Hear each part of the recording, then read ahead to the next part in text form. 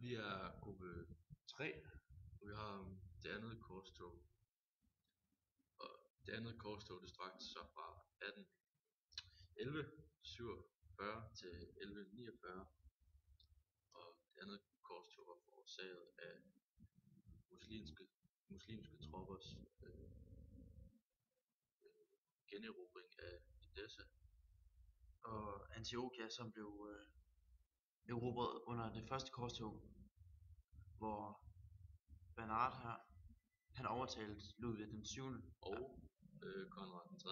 og Konrad den 3. Til at stå forrest i korstoget mod at generobre.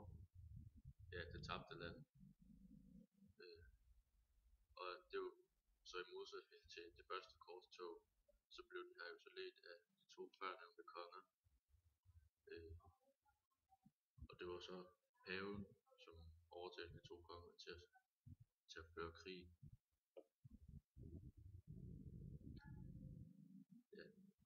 Ja.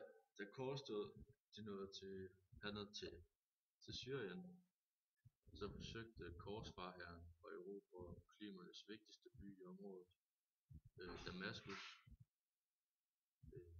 Men det mislykkedes på grund af nye muslimske ledere og generaler. Derfor måtte Ludvig den 7. og Konrad den 3. vende hjem uden sejr, og dermed forblev Edessa og Antiochia under muslimsk herredømme.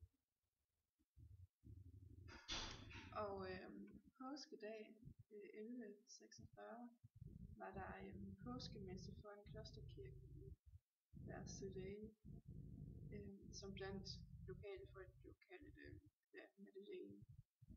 Og der holdt Bernhard en tale, som blev starten på det andet korstog.